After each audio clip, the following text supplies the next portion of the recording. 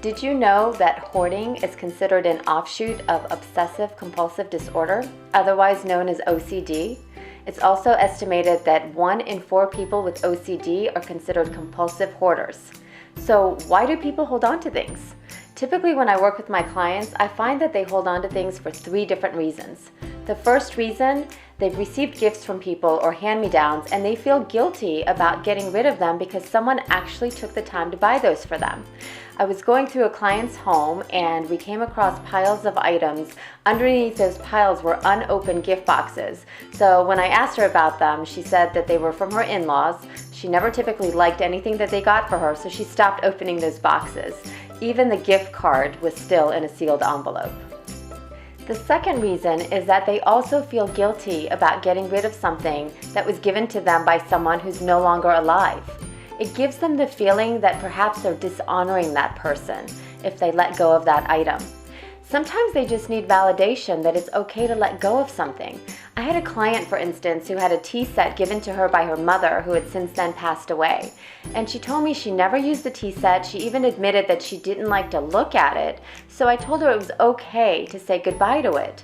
She just needed that validation that it was fine to let it go.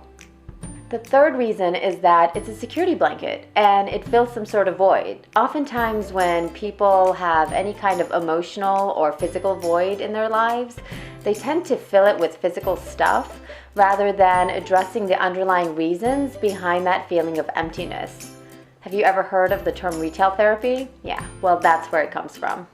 So what kinds of things are people actually holding on to? They typically hold on to things that belong to someone who they've lost in their lives, anything from a piece of clothing to an ashtray collection.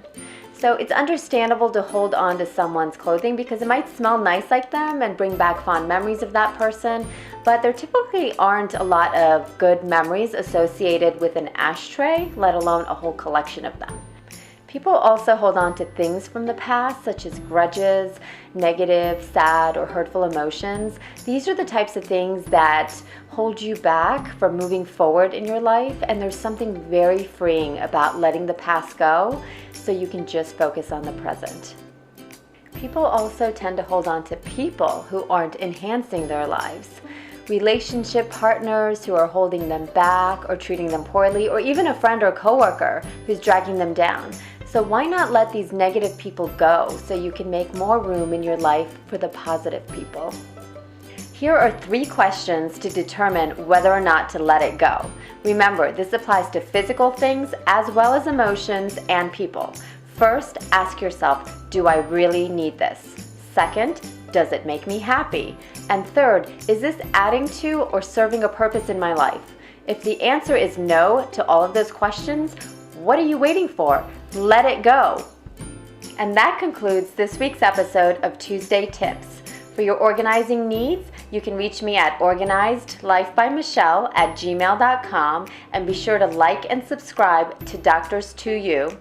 Thank you so much for watching and hope to see you again next time.